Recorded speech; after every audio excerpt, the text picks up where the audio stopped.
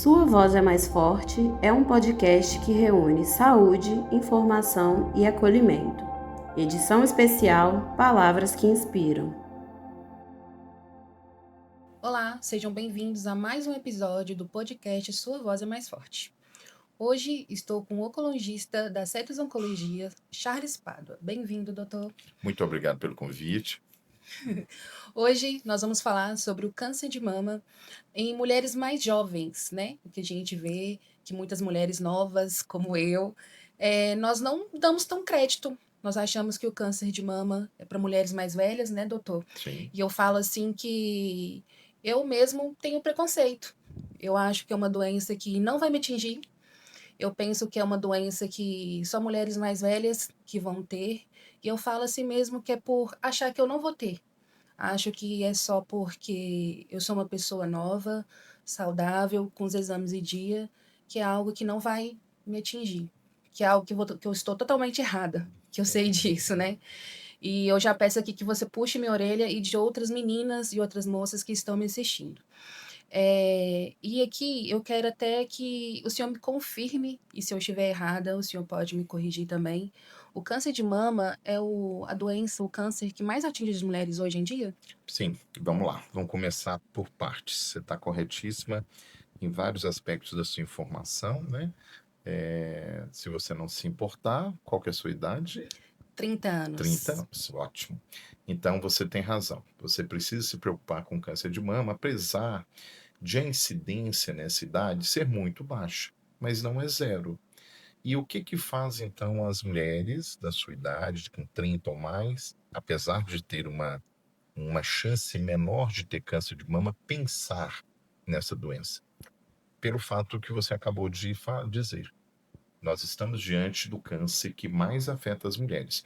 Se a gente excluir os cânceres de pele não melanoma, o câncer de mama é o que é mais incidente, não só no Brasil, como no mundo inteiro.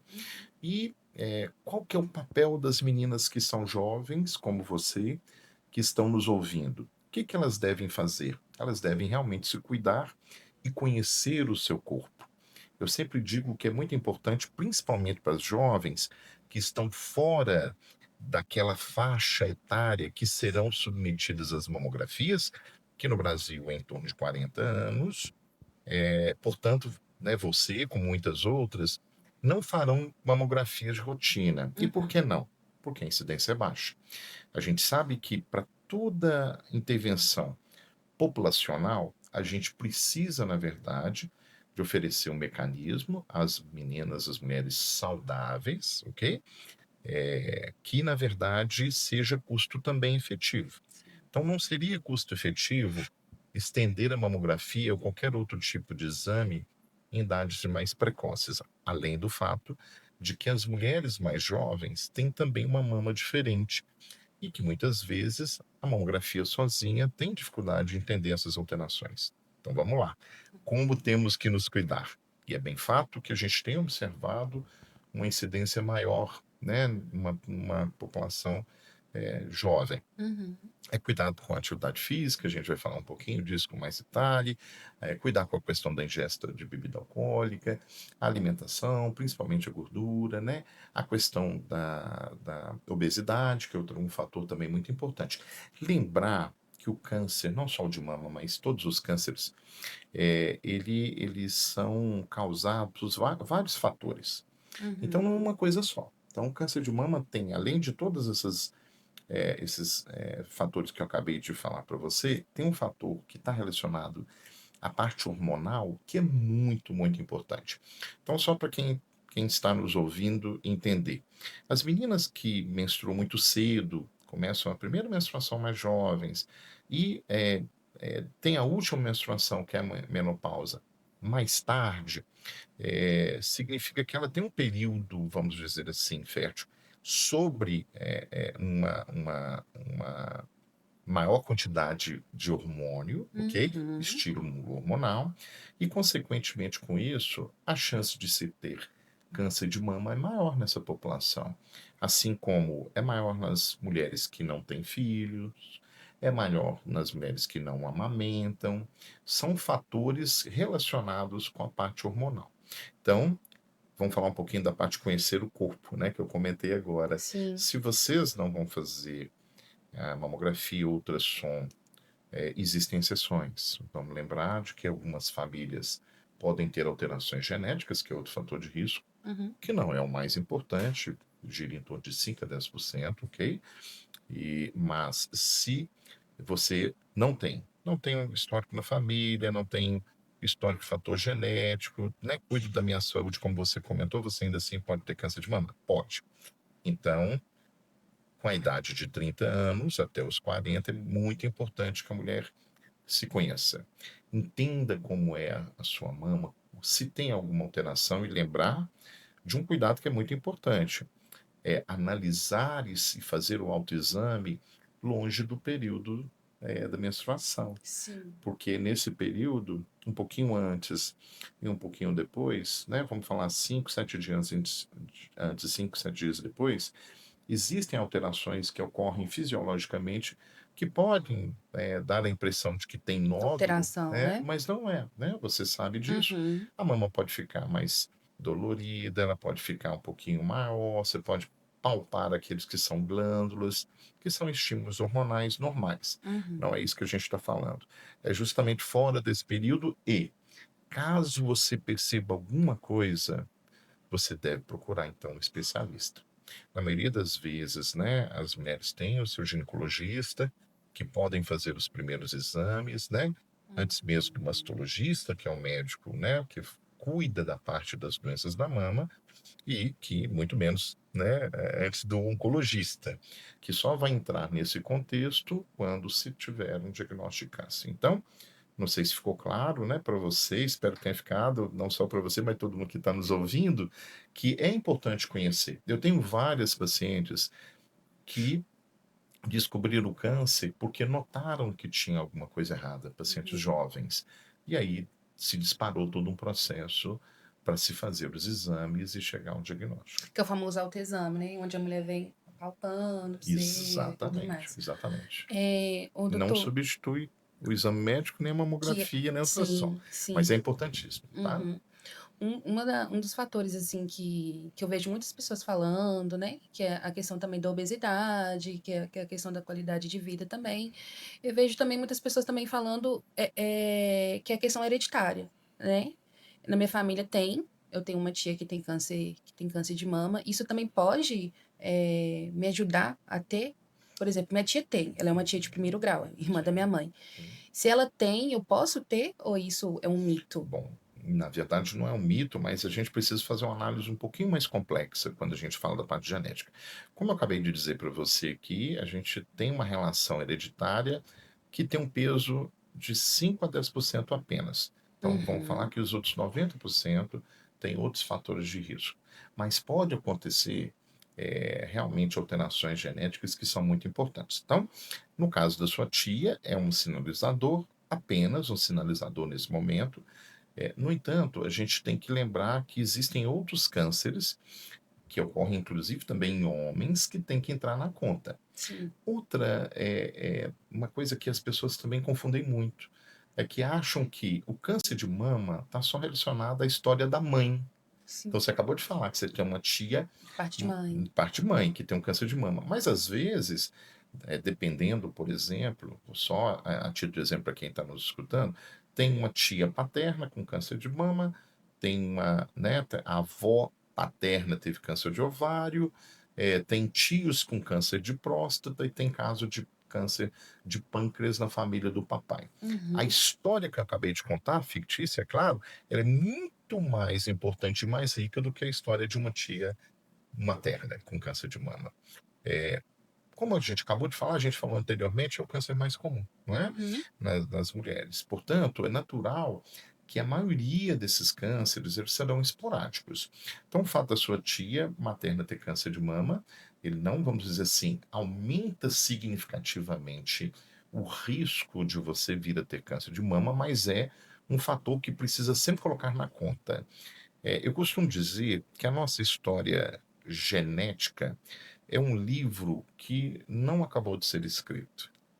Por quê? Porque tem um capítulo, né, o nosso capítulo, tem um capítulo da nossa família por parte de mãe, família por parte de pai, tem um capítulo da medicina que a cada dia que passa Uhum. vem buscando e entendendo mais, né, tendo mais informações para nos ajudar nesse sentido. Sim. Então, entenda, é importante, não? Tem uma história de uma tia materna, beleza.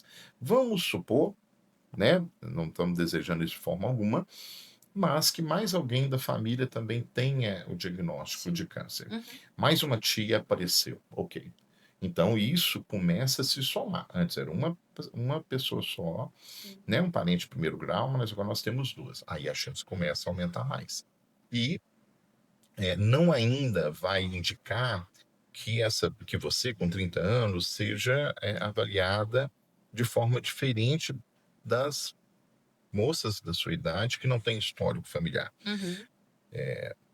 Porém, vamos imaginar que dentro desse contexto genético, então a gente começa a ter mais casos na família e isso indica, então, talvez um possível herança de fato genética, alguma alteração genética, como aconteceu com a Angelina Jolie, que todo mundo já ouviu falar, né, dessa Sim. história, Sim. mas existem outras síndromes também que podem causar, né, o câncer de mama, e aí pode sim levar a pesquisa genética nessa família e, consequentemente, pesquisar os outros familiares. Seria um male ruim, vamos dizer assim. Sim, e aí lembrando sempre que a gente pesquisa é o paciente que tem a doença primeiro. Por quê? Por que que a gente não pesquisa, por exemplo, primeiro os filhos de uma mulher que tem o câncer de mama e não a mulher que tem o câncer de mama? Bom, primeiro que os filhos podem ter herdado um gene que supostamente estaria alterado, mas não está, né, do papai. Uhum. Sim. Então a gente primeiro precisa saber, a mãe é portadora, então, de alguma alteração genética que necessite ser avaliada na sua prole? É por aí que começa. Não sei se ficou claro. Se quiser que eu detalhe, eu Ficou fico. claro. É muita questão também do câncer de mama na mulher hoje é a questão da feminilidade, né? Que a Sim, gente também, um dos medos que eu falo assim por mim é eu não vou consultar, eu não vou procurar porque eu tenho medo de procurar. E se eu procurar e achar, o que que eu vou fazer? Quando as mulheres chegam para você e elas descobrem um diagnóstico, qual a primeira coisa que elas te perguntam, que elas pensam? eu acho que assim, sim, o feminino ele está representado pelas mamas, a gente sabe disso, é extremamente importante e a gente aproveita para dizer para todo mundo que está nos ouvindo que é o contrário, porque quando o câncer ele é diagnosticado precocemente, as intervenções para curá-lo, e nós estamos falando de cura de verdade, Sim. elas são intervenções menores do que quando a gente tem um câncer avançado. As técnicas cirúrgicas e os tratamentos oncológicos Uhum. tornaram, na verdade, o resultado estético após o diagnóstico de câncer, assim, muito, muito melhor. A cada dia que passa, os nossos colegas cirurgiões, eles vão pegando mais mão, né, nos procedimentos. A gente percebe que nós temos hoje uma gama maior de próteses disponíveis. Existem técnicas cirúrgicas que vão preservar, inclusive, a parte do mamilo ali, da Sim. auréola. Então, um resultado estético muito bom. E muitas vezes essas mulheres, naquele ato cirúrgico, aproveitam inclusive para simetrizar a mama contralateral, a mama sadia, ou Uhum. seja, extirpa-se o câncer de um lado e ainda faz a correção do outro para que, né, seja uma cirurgia Uhum. esteticamente melhor. Então, num primeiro momento, comigo, as pacientes até manifestam um maior medo relacionado à vida, né? A perda da vida, e Uhum. que é muito humano. Nós humanos, nós seres humanos, a gente preserva a nossa vida praticamente a todo custo. Se você tiver num lugar onde tem um animal selvagem, a sua tendência é você tentar fugir. Você vai preservar a sua vida. Você não vai lutar com o animal que você acha que pode te levar à morte, Uhum. não é assim que funciona? Exato. Então, e às vezes, talvez essa seja a dificuldade de quem é jovem entender um pouco sobre essas questões relacionadas ao câncer. Uhum. Porque o jovem, ele está rico em saúde Exato. e não está pensando em perder sua saúde, nem pensa em doença. É natural isso. Mas quando você está diante de um diagnóstico, como você acabou de perguntar, a mulher, ela tem o diagnóstico do câncer de mama, começa sim a passar um monte de coisa na cabeça dela. A parte estética sim importante, a questão do tratamento que pode levar à perda de cabelo. Hoje nós temos inclusive, né, uma touca que refrigerada que pode ajudar. Ela não funciona em 100% dos casos, mas ela, Crioterapia, né, né? isso, a crioterapia pode ajudar sim bastante no tratamento, dependendo de esquema para esquema, depende também da pessoa, tá? Uhum. Existem pessoas que são mais, têm mais chance de perder o cabelo que outras, a gente sabe que é isso. Mas enfim, é muito importante que as reações são muitas e depende muito também da idade. Uhum. Eu tenho muitas pacientes que são mais velhas e não se importaram em ter uma cirurgia maior ou esteticamente não boa, porque a preocupação dela era ficar livre da doença. Ao Sim. contrário, pacientes mais jovens que estão preocupadas realmente com essa questão, né, do feminino Estética, que né? você comentou, e além também da preocupação até de ter filhos, da prole. Então, Uhum. depende muito. Assim, as reações a ao diagnóstico da doença são bastante variadas, podemos dizer assim, passando pelo medo maior, que é o medo da morte, do morrer, e até mesmo as questões estéticas que você acabou de falar. Uhum. Uma das questões que você pontuou aqui, que eu achei interessante, porque hoje eu sou uma pessoa portadora de SOP, né? Ovários policístico. Uhum. E a gente fala muito também sobre as questões hormonais para o câncer de mama. Isso pode ser uma questão também que ajuda a ter o câncer de mama ou a gente vê que não tem nada a Bom, ver? na É só uma questão verdade, mesmo de é, acompanhamento?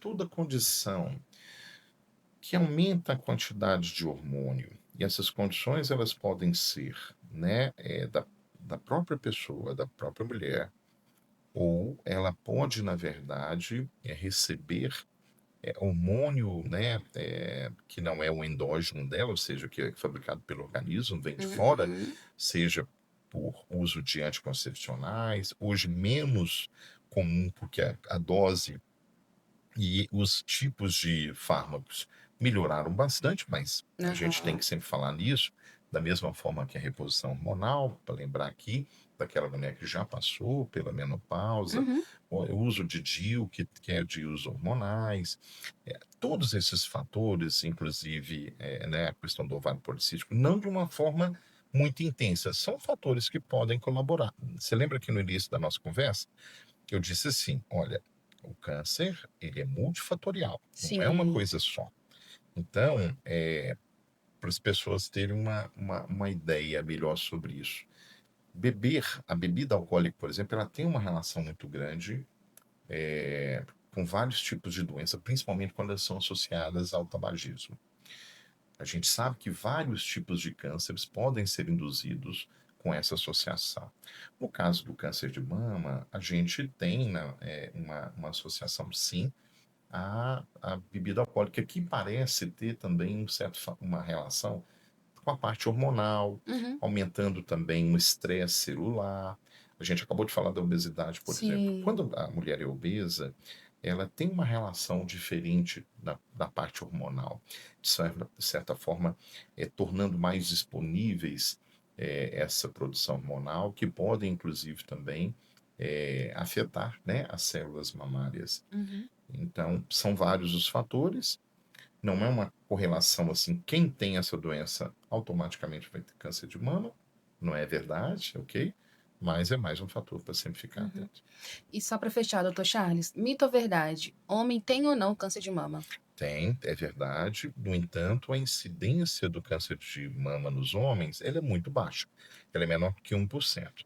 No Uhum. entanto, como a gente está falando aqui de alterações genéticas, para todo mundo que está nos ouvindo entender a magnitude disso, quando se tem um caso de câncer de mama em homem na família, o peso dessa situação é muito maior do que, vamos imaginar, 3, 4 mulheres com câncer de mama na família. Uhum. Por quê? Porque o câncer de mama no homem está muito, né, ligado a alterações genéticas e tem Uhum. uma importância maior. O tratamento também vai seguir, né, todas as normas indicadas para a situação, né, daquele paciente. Tem que fazer o diagnóstico da mesma forma, precoce, de preferência. No entanto, o homem ele é um pouco mais aviso aí, né, em consulta, É por isso que a gente tem, não só por isso, né? É um dos fatores que faz com que nós homens vivemos 10 anos a menos em média do que as mulheres, né? Uhum. Mas então imagine você, enquanto a mulher tem tudo programadinho, Sim, tem a parte, começa a fazer mamografia, vai ao ginecologista bonitinho, o homem geralmente não vai e também não tem mamografia para homem de rotina. sim. Vai ser, na verdade, diagnosticado quando ele perceber uma nodulação, uma alteração na mama. Então fica aqui a dica para os homens. Também todo mundo precisa conhecer o seu corpo, Ah, assim como as então mulheres. seria um exame de toque, então. Na maioria das vezes, o homem percebe que cresce ali, né, uma lesão na mama, um caroço, alguma coisa, e precisa buscar atenção médica. Uhum. E agora, para fechar, realmente, uma mensagem ali para todo mundo, homens e mulheres, nesse Outubro Rosa, Dr. Charles. Bom, acho que a grande mensagem é: a gente precisa muito conhecer nosso corpo, a gente precisa muito buscar aquilo que a medicina, ao longo do tempo, nos possibilitou de tecnologias para que a gente possa, não só quanto ao câncer, mas contra todas as doenças, que a gente possa evitar e a gente possa não só evitar, quando não for o caso de evitar, diagnosticar precocemente, fazendo a nossa parte, buscando atenção médica o mais rápido possível, sempre que se tiver alguma alteração. É isso. Obrigada. Eu que agradeço. Tchau, tchau.